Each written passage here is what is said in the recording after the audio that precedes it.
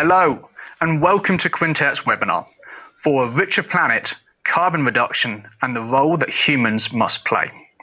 My name is James Purcell. I am Quintet's Head of Sustainable Investing, and I have the pleasure of moderating today's discussion.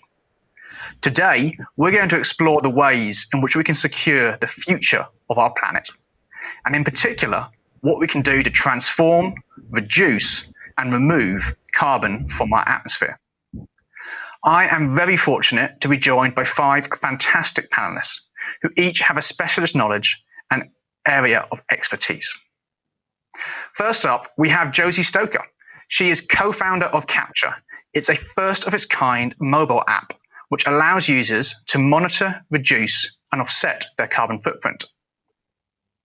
Alok Jha is a science and technology correspondent for The Economist news publication. He's also a broadcaster and an author. Olaf van der Veen is the CEO and co-founder of Orbisk, a fully automated waste monitoring system which empowers people to identify and reduce food waste in the hospitality sector. Fourth is Tom Savagar. He is the founder of Avancere and co-founder of the Future Laboratory and partner at the Society Lab. He consults businesses on future fitting and shifting to more a sustainable economy. And last, but certainly not least, is Peggy Liu. She is one of the leading catalysts of a green China, consulting companies and governments on sustainability. She's also the chairperson of JUICE, an environmental organization that's been at the heart of the greening of China since 2007. Welcome, everyone. We'll start with some questions to our panelists, and we want to hear their views on how we can change the future. Let's start with Alok.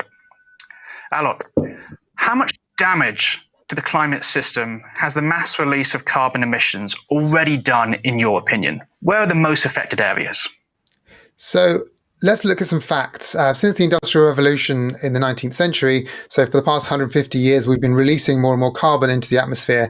The World Meteorological Organization estimates something like 375 billion tons of carbon have been emitted by humans in that time.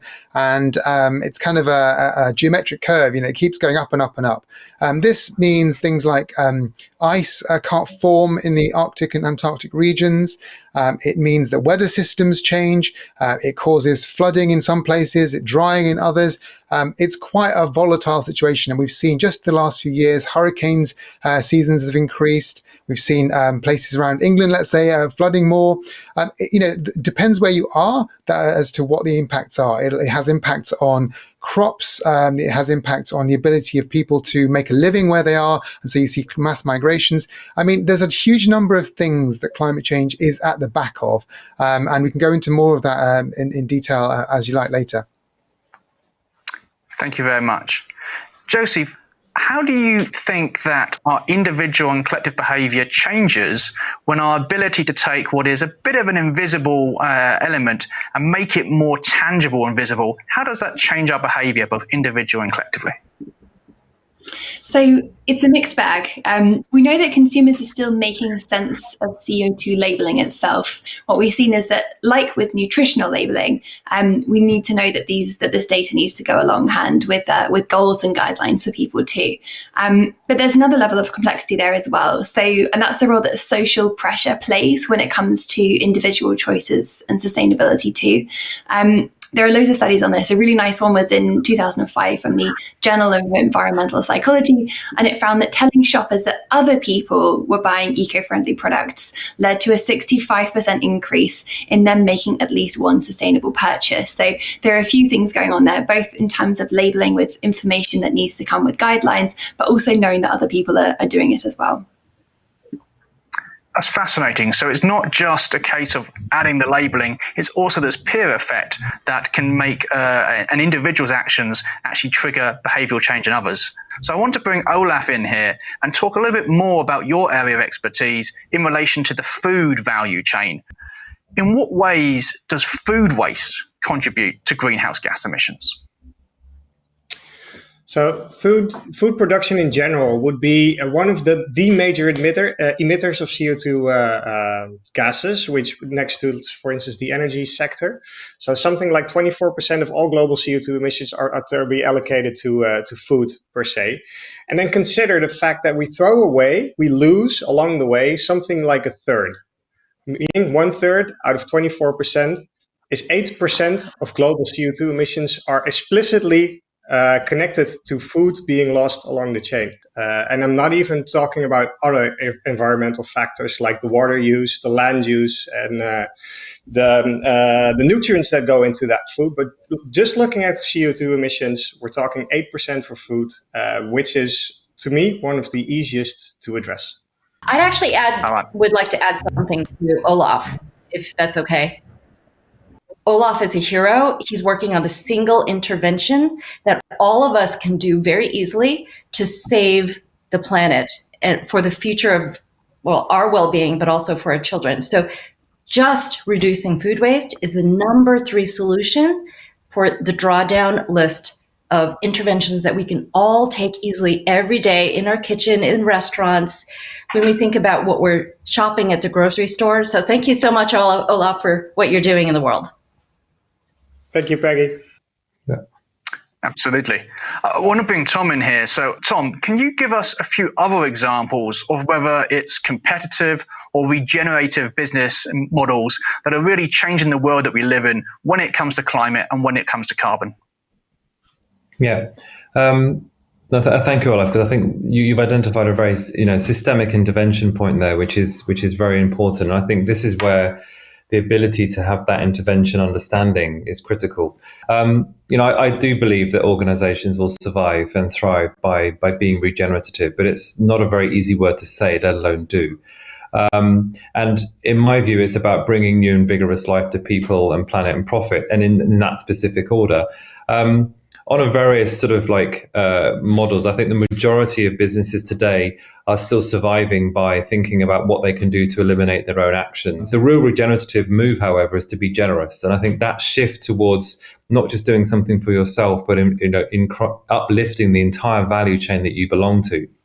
So thinking about the way in which you look at a value chain, the way in which your business model encompasses the suppliers and the vendors that work with you, but also ultimately the consumers and the employees, as opposed to almost safeguarding and removing all negative actions. It's about uplifting and amplifying the positive impact. Now that requires a huge shift in terms of capitalism and a fundamental rethink in terms of what business success looked like. I think that makes a huge amount of sense, Tom. In our time of terminology, for me, that is changing things from reduce and really aiming for transform. So if that's what the next 10 years look like, maybe, Peggy, I can ask you a question about how has the vision of sustainable prosperity evolved over the last 10 years? Where have we come from and what's improved today in the general mindset of people? I moved to China in 2004 from the US, and one of the things that was most striking, the differences between then and now, is the quality of the air. In 2004, air was literally gray. Kids were not used to a blue sky. So when they would leave China for vacation, they were like, "Mom, what is the blue sky?" Today, I have asthma from living in China for so many years in pollution, even with air filters in every room. However, today in Shanghai, I have blue sky a lot, almost every day. Now, if you compare that with the UK or America, where the Industrial Revolution began, the difference in 10 years that we've made in China is phenomenal. So I would say that sustainable prosperity for me is the ability to have a dream that not only can we survive, and not only can, it's about moving from survivability, right, to livability, but then to thrivability. So that's what I would say the real goal is for all of us in thinking about this word sustainable, moving the bar to prosperity. Thank you very much, Peggy. Very, very insightful. So let's talk a little bit about misconceptions. And I'm sure lots of people have different ideas of how we can change the global economy in relation to carbon and climate. I want to start with you, Olaf, which is, where does most of the food waste take place? Where does that really happen in both the emerging markets and, of course, the developed markets? Yeah, it's good that you refer to those two markets, because it indeed depends on what part of the world you look at, because food waste is very closely related in its habits to the welfare of a country. So if you look at Africa, for instance, the poorest continent in the world, hardly anything goes to waste end of chain, whereas the richest countries in the world have the highest food waste. But let's focus indeed on the Western market, the Western world for now. Indeed, most food waste happens end of chain. By far, the largest loser, so to say, is a consumer. But then also a big chunk of that, so about 15% out of the total 33% lost is lost at consumers, and about 5% is lost in restaurants, and the rest is lost in the remaining 13% is lost in supermarkets and in the whole chain. Josie, I'd love to bring you in here. What are the common misconceptions around carbon reduction in general? Yes, so I would say from an individual's perspective, I think there's still a bit of a misconception that, lower carbon choices come with a compromise. And it's almost like you can draw similar analogies around eating healthier food. So that kind of, misconception that a lot of us had traditionally, that healthy food doesn't taste good and that it's a compromise to eat healthier. Now, of course, in some cases that may be true. But coming back to compromises and carbon reductions, I mean, people aren't just sort of worried about it's a compromise in terms of quality. Obviously, people can get that wrong, but it could be the misconception that choosing an option that reduces carbon is more expensive as well. And that's certainly something that we see a lot with sustainable fashion. So some sustainable options when it comes to clothing are definitely more expensive, but the most sustainable choice of clothing is the one that you already have. So it's from your existing wardrobe. And there's definitely a huge amount of opportunities to sort of save more money by buying more sustainable, lower carbon options there as well. Alec, maybe I can turn to you. And when I think about climate volatility, the things that come to my mind are extreme temperatures, droughts, sea level rise, species extinction, and biodiversity risk. How do these compare to what you believe and what your research has shown us in terms of the most impacted areas for climate volatility? Well, actually, all of the things you mentioned are pretty big things. Biodiversity loss, sea level rise, increased weather, all of that, all of those things are, really, really important things. But of course, at the human level, all of those things manifest themselves in particular ways to us. So, the fact that, for example, some places in the world will have their crops destroyed because there's not enough water, or there's too much heat or not enough heat. That's very important, because we can't just move entire crop systems from one place to another. Countries can't move their borders when the climate in their country just changes and they can't produce their food or provide enough water for their manufacturing, or those sorts of things. So human society is built around the current climate, and because we've changed the climate so much, people have to move to other places, and unfortunately that causes tensions, potentially conflict, which we're seeing already, and it means that actually the society and the civilization that we've built for thousands of years is not really suitable for the earth that we're living on anymore. However, I think that what's really important, and especially for an audience like this, is to consider the economic and the sort of the business part of all of this, which is that it's economics and business which will provide us the incentives to move anywhere else, as in terms of the way we live our lives and continue our existence. And so it might be very well to sort of count all these problems and risks and things, but we do need to think, how do we move sustainably to somewhere else? And that requires economic incentives in a way that I think is coming, but hasn't been around for very long. So I want to dive into this a little bit more detail, because I really want to understand who are the main actors that can actually cause the change. So maybe starting with Tom, well, what can we do to influence organizations, and how are corporations really key to this process? Yeah, and I have to say, I thought what Alok was saying was purely fascinating with regards to national borders. I think with that's a very, very big meta conversation around the fact that our societies, the way we live and the setup of our world now, is built out of the almost, as you say, an old-fashioned 20th century climate situation, and we now have a new climate situation. I thought that's for a bigger conversation. But I think for me, there is an upstream and a downstream conversation here. Upstream, I think we all understand that it's about shifting processes, shifting to alternatives, reducing waste, improving materials, and all of that comes at a P&L conversation, which is how much cost are you going to take on, and how much profit hit are you going to make in the short term to make sure that we can survive and be here in the future. So that very much the visualization, to Josie's point, and the importance of helping leaders understand and see the scenarios that are coming, because it is a risk to the bottom line, but it's also a fundamental risk to our humanity. We have to think about, do we then enact nudge theory to the nth degree and really think about motivation and reward, and fundamentally educating 7 billion people to understand what they need to do to help? And I think that upstream and downstream play, the balancing of the two, but I think it's the comprehension of the size of this, and making it palatable, making it easy, making it digestible, but ultimately, not to create a sort of fluffy term, but we need to make it fun and sexy. So it's got to be topical, it's got to be interesting, and it's got to be understood. Agree. Can I jump in on that as well? No, it's a very valid point that Tom's making. At some point, we need to see how much loss we can take in order to solve this case. But in many cases, it's a bigger opportunity than it is a loss. Just looking already on the midterm.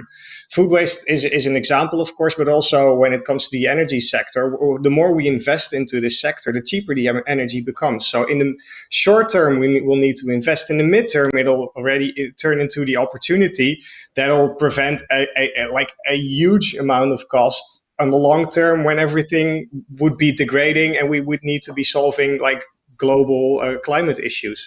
But I do sincerely see that we need to advocate more how big the opportunity in the midterm is. When it comes to food waste, the agricultural organization, the Federal Agricultural Organization of the US, calculated that every euro you invest in prevention of food waste comes back 7 times in the amount of profit you can get from that in the midterm. So I think it's very important to elaborate not only the cost of sustainability, but the opportunity in sustainability.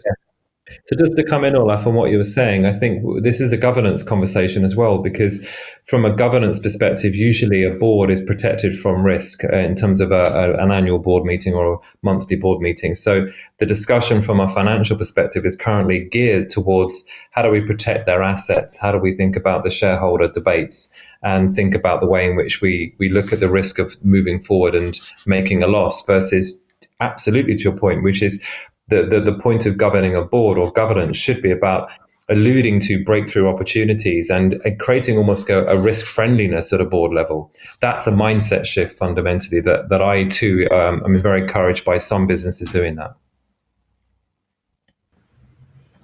And I'd also like to add on to that when it comes to a mindset shift, and what Tom was mentioning about the need to sort of get more people involved in this and make it something fun and satisfying.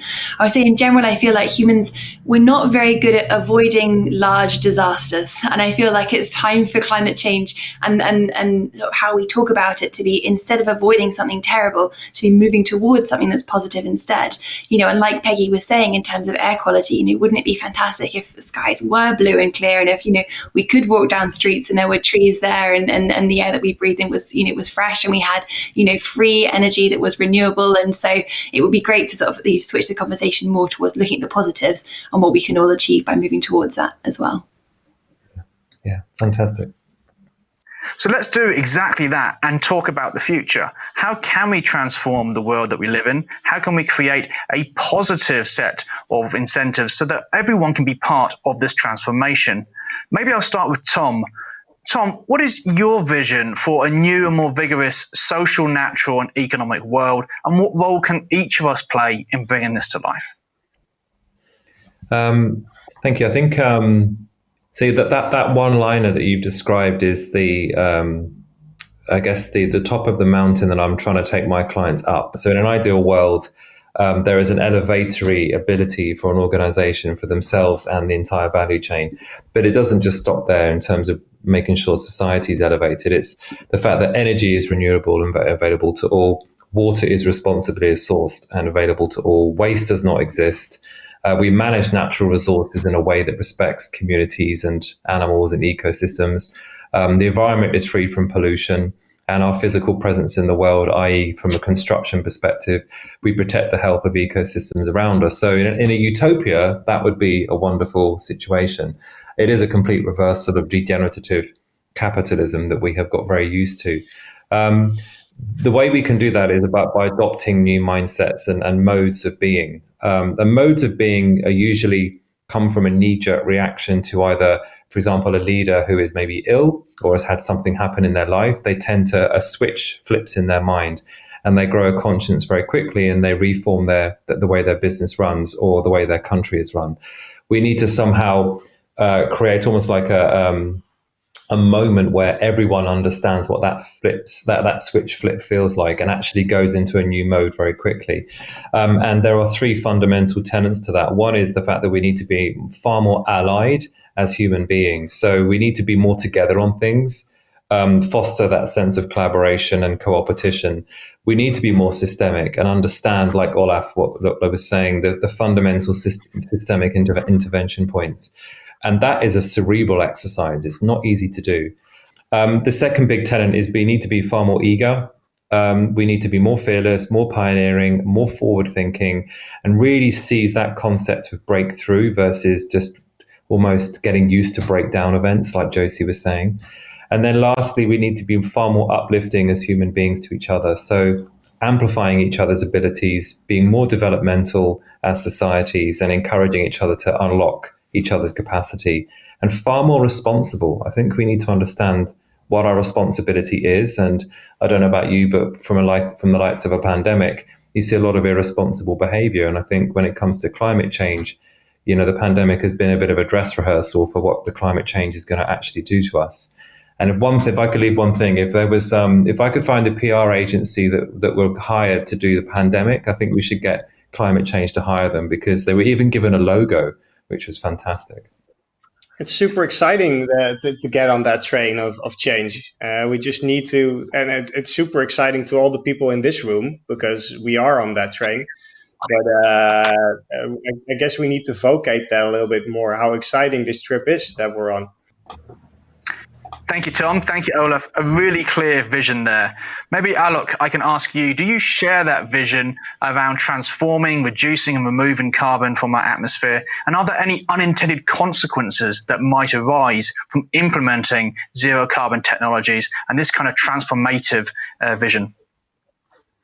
Yeah, well, if you want to do anything about climate change, you have to do the things that Tom and Olaf sort of outlined. That of course you do. Our entire societal economics needs to change, and the only way people respond and change their behavior is through incentives of some sort. And I think that businesses changing their practices, governments changing their practices, these are all important things for individuals to also then change their practices.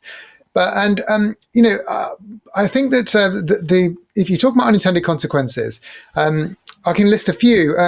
People might think to themselves, okay, well, I'm not gonna travel by plane so much because we hear a lot about carbon emissions from planes and aviation generally. I'm not going to do that. So I've now going to stay within my own country, and it means I can travel within my own country by car much more. Now, never mind the carbon emissions of a car journey as well, but the fact is that you're more likely to die in a car accident than you are in a plane. So your risk of death goes up actually, bizarrely. Economics is full of these sorts of things, and I think we should be really careful not to push people from one thing to another. Climate change is really, really important and is a life or death issue, but there's also other issues people have. For example, if you decide you're going to increase the cost of food because you want it to be more sustainable, which I totally wholeheartedly agree with, well, what does that do for people who are poor in your neighborhood? And can they afford the same food? We are humans in multi dimensions. And I think that just because I can do something that's climate friendly doesn't mean that someone next to me can. And we should think about how solutions that work for the largest groups of people. Well, let's keep talking about being positive. Peggy, I want to bring you in here. Can you tell us more about what is the China dream and what has given China a leading edge in the race to net zero? Well, in 2010, I've already been an environmentalist for a while, and in China, we had worked to bring in smart grid into China to revolutionize the electrical grid. We started to teach mayors across the country how to build eco-cities. We changed the light bulbs from incandescents to energy efficient lighting. But a light bulb popped into my head, pun intended, that we can't just work on better sources of energy, more sustainable sources of energy. We have to work on demand. So sustainability is a balance between supply and demand. So I started to look at what was going wrong. Why is it that we can't engage more people in a sustainable lifestyle? And what I realized, this is the most important thing that I've really baked into all my work now since then, is that we are approaching, as activists, we are approaching this all wrong. People do not change their behavior when you try to make them feel guilty or when you try to overload them with facts that they don't care about. But they change their behavior when they feel loved, when they feel safe, when they feel special, when they feel like they belong, when they feel like they've found home. And so fundamentally, China Dream is about envisioning a collective, amazing world that we would all want to jump into and feel this sense of love and being loved. So we worked with advertising agencies, we worked with sustainability experts, we worked with cultural experts to remove the language speaking to people's heads to then inject the language of love. So survivability, livability, thrivability, being on a journey together. And that is the China Dream. And this has fundamentally changed, I think, the entire nation's view of what it means to what it is that we're working towards. We're not working towards wind energy, turbines. We're not working towards solar panels. We're not working towards just high-speed rail. We are working towards a world where we feel safe and we're healthy and we can connect to people who are healthy and well, and things are green, we have blue sky, children are running around happy. Like, this is the world that we all feel joyful about. So fundamentally, how do we retell the story of sustainability through the lens of prosperity? And can I just ask, what in that process, because I think that's fascinating when you think about West versus East with regards to the sentiment that you're talking about versus the way that obviously in the West we are still puzzling around minutiae debates and not these big grand debates, if I'm honest. What was in those moments when the decision makers signed off the advertising campaigns? What was it that was the trigger for them to say, I'm happy with that sentiment? Was it a functional benefit and return on that advert that they could see, or were they feeling the emotional connection? So China Dream, unlike some of my other projects, which were top down. So when you have electrical grid, when there's only two grid companies, you can talk to two people and change the entire nation. That's literally what we did. We had $7.2 billion dedicated to smart grid within 2.5 years of us talking to the right people at the right grid and surrounding them with technical solutions. However, when you're talking to people's lifestyles, behavior, what you want to do is create a global energetic momentum, like a tornado, right? Going upward spiral and then gaining speed as it moves across the ground. That then what happened was we had a lot of press domestically, but then I'm going to be honest, it was a foreign journalist, Tom Friedman, who wrote about this program. He interviewed me. You can look at it, China Needs Its Own Dream. This was in October 2012. And it doesn't matter if we were in, any other magazine, the largest magazines or TV, etc. in China. Tom Friedman writing that article, then it was translated into Chinese. What happened was then a Chinese magazine did a whole issue cover story, The Power of the China Dream. And guess who stepped into office that month? Xi Jinping. And when he gave his first State of the Union, he used this term, China Dream, which then became the national slogan, was the number 2 used phrase the next year after Xi Dada, Uncle Xi. And it just swept the nation. So then the power of this, again, it's all about energetic momentum. Everything about change, changing behavior, is about energetic momentum here, not here. Thank you very much. Super. Thank you very much to the panel here for these great insights. What we're going to do now is open the panel up to questions from our audience. Please do stay with us.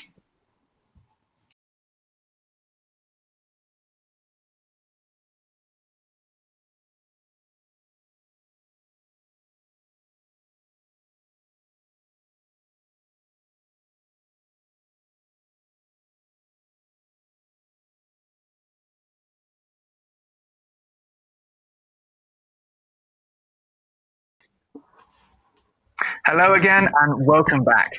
We're now going to take your questions and put them to our panelists. The first question I have here is from Ranjit, and Ranjit says, are the current carbon reduction targets too ambitious or not ambitious enough? What does the panel think? Quick answer to that. They're not ambitious enough at all. Of course they're not, because the Paris Agreement is basically something which says that people will reduce their emissions by such that they're trying to avoid 2 degrees of temperature rise by the end of the century, which, as you know, we've already had 1.5 degrees rise from the Industrial Revolution, so we've got 0.5 left. I just don't think that's possible. However, it's not to say that we shouldn't try. We need to be much, much more ambitious and to take much more aggressive targets. And some countries do better than others. China's for one, for example. No, we need to be much more ambitious. I'm going to announce something that most people listening probably do not know, but Xi Jinping has just made a massive announcement that China is going to go carbon neutral by 2060. So for anybody who understands how difficult this is to just decrease the amount of carbon emissions from China, to go carbon neutral by 2060 is a phenomenal commitment. And of course, how do we know how to get there? We don't. But it's a matter of commitment and willpower and the realization that we all need to work together. All countries need to work together to basically survive, for humanity to survive. Strongly agree indeed. We have another question coming in. It's from Jacob, and he is asking, in what ways has the COVID-19 pandemic impacted carbon reduction goals? Who would like to jump in and lead us off on COVID-19 and the impact on carbon? So I can take that one. So if you look at CO2 emissions and what's happened this year, so if you compare the first half of 2020 to the first half of 2019, we've seen an 8.8% decrease in CO2 emissions, and that is absolutely massive. So we haven't seen a decrease in emissions like this since I think around World War II. So it's huge. So that's really positive in the sense that, you know, we can do it, but also it's really negative because this has been a horrendous global pandemic. So you can look at the pros and cons there, but that's the effect that it's had. Obviously, it's a little bit difficult to say what will happen when people bounce back. And obviously the hope is that we can bounce back greener than we were before. Can I make one tiny point here, which is that we are in a global recession as a result of this pandemic. And to restart the economy, every government is going to have to spend a lot of money. And there's a massive opportunity to spend that money in places that directly address the problems we've been talking about. So we're going to have to build lots of things. We're going to have to give people jobs, give them jobs in the green sector, give them jobs in building solar panels. These are the kind of things you can choose to spend money on. And we're all going to have, there's going to be trillions spent in stimulus. Why not direct them towards more sustainable things? There's no reason not to. There's absolutely zero purpose in spending money to build a new coal-fired power station, for example. We're going to spend that money anyway. Spend it in something which is more sustainable. Very clear. We have another question that's come in. This question is from Lucy. So what is the best thing we can do as individuals to protect the future of our planet? I want to start with Olaf. I think I know what you might say, but we'll start there nevertheless. Yeah, obviously, I'll talk about food. Indeed, being more considerate about both reducing your waste, but also a more plant-rich diet will aid us significantly. And we are being helped as consumers nowadays. It's so much easier to be a vegetarian now than it was 30 years ago. When it comes to the amount of great foods you can buy just in your average supermarket that fill your meals with a lot more variety than you used to be able to. But indeed, I think Josie has one of the major components in there when it comes to just being aware of what part of life is most impactful in what you do and reconsidering those. I just downloaded your app, Josie. I was wondering, I never heard of it before, and even though I'm a vegetarian, and I generally go by bicycle because I'm Dutch. That's what we do.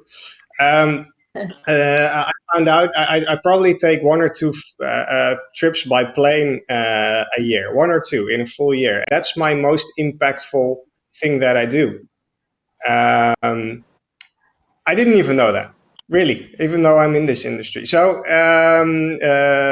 this, by indeed, and that's to Tom's point before, by making it more fun, by making it more convenient, and that's to us as entrepreneurs, making it more fun and more convenient for consumers to become more sustainable and actually alleviate some of the things that you currently have by means of food, by means of apps, and what have you. I think that's the biggest change, because we are in the end, we are the only impactors, because we are the companies. The companies work for us. Governments work for us. So it's us that in the end need to change. Josie, your view? Yes, I would definitely add on to that. I think, thank you very much for downloading the app, and I hope it's going well. So in terms of individuals and sort of looking at our own carbon footprints and our own behaviours, so 2 points I'd like to make. So first point, yes, flying is a massive contributor to your individual carbon footprint. And I recommend you check out a website called shameplane.com.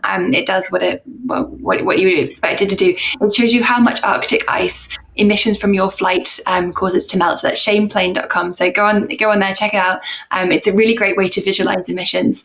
But the other thing as well, sort of touching on this, there's like a big push-pull going on between, whose fault is this? Is it individuals' fault? Is it the corporation's fault? Shell tweeted, "What can you do to help the climate crisis?" And that didn't go down too well. And there is this big argument, between what can we do and what can big companies do. But yeah, absolutely. I think, we choose which companies we work for, we choose who we invest in, we choose which governments we vote for in some cases. So I think that there is quite a blurred line between individual and systemic actions. So if you can do a little bit of both, I think that's great. I think we've got time for a couple more questions. This question comes from Chloe. When we're thinking about carbon and climate change and the different ways that we can respond, we can transform our society and our activities. We can obviously reduce our own footprints, and increasingly we can even remove carbon. So across those three dimensions, transform, reduce, and remove, where is the biggest opportunity, does the panel think?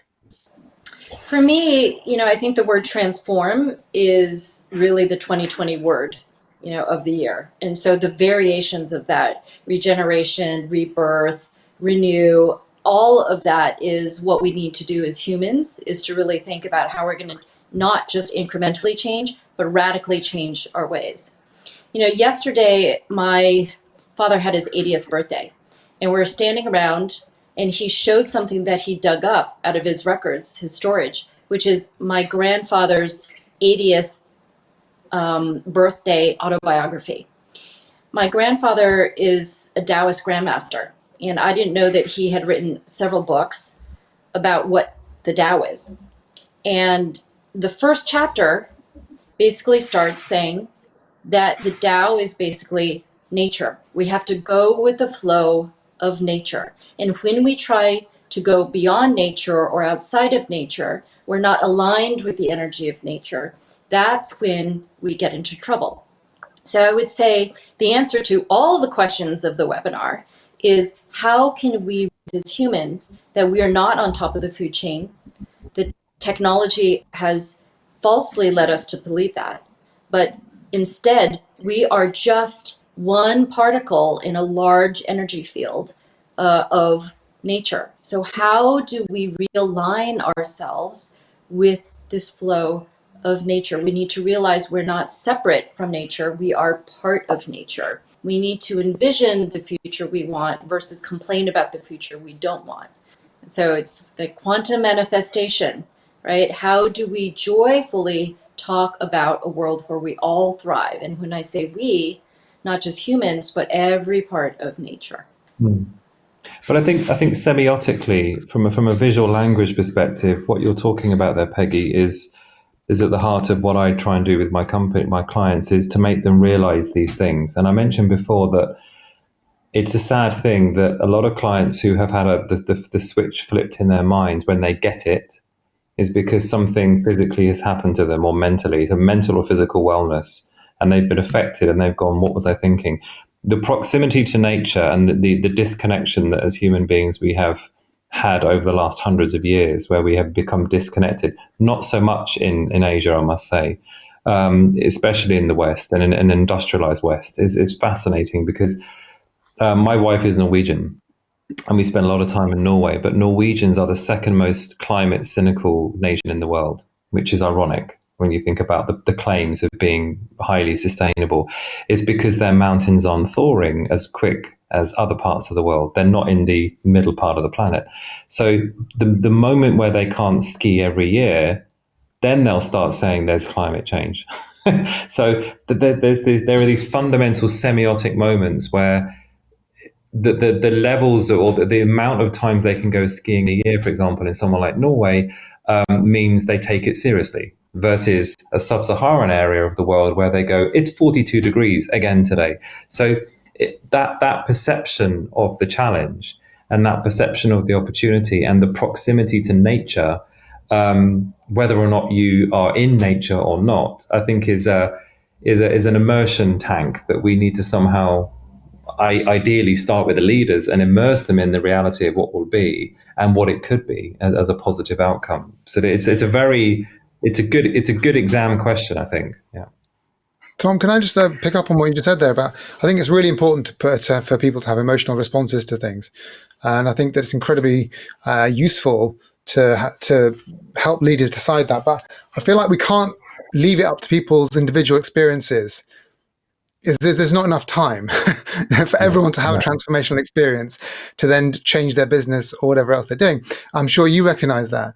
And I think that around the world, people are having these experiences all the time, whether it's losing their homes in a hurricane or, not having food to eat.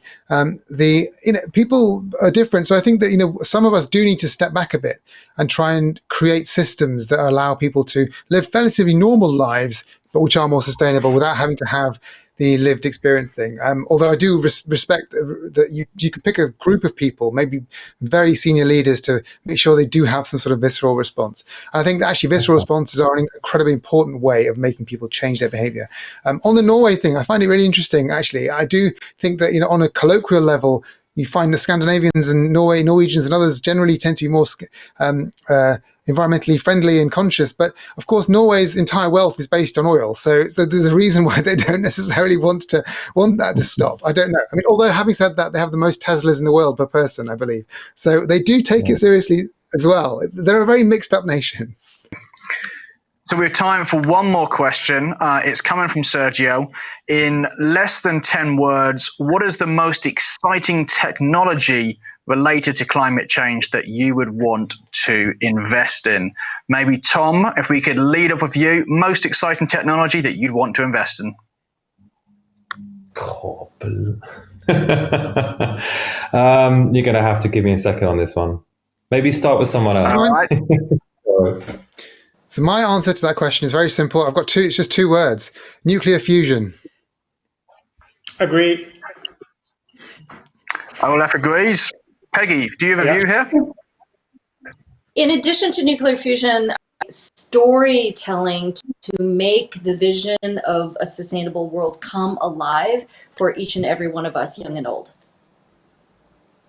Very clear. Josie, what is your view? What's the most exciting technology related to climate change that you would want to invest in?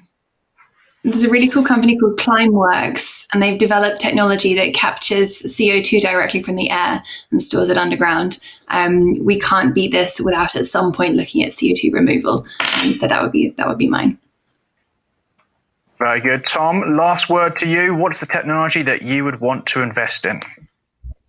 As a broad mechanism, I would say artificial intelligence, mainly as an accompaniment to human ability and ingenuity. So the ability to outthink the challenges and consequences of actually making any of these actions happen. Thank you very much. So unfortunately, that's all we've got time today with the Quintet webinar for a richer planet, carbon reduction, and the role humans must play. I'd like to thank Peggy and Alec and Tom, Olaf and Josie for all their contributions today, as well as to our audience for spending the time with us and asking those very insightful questions. So thank you very much and have a great day.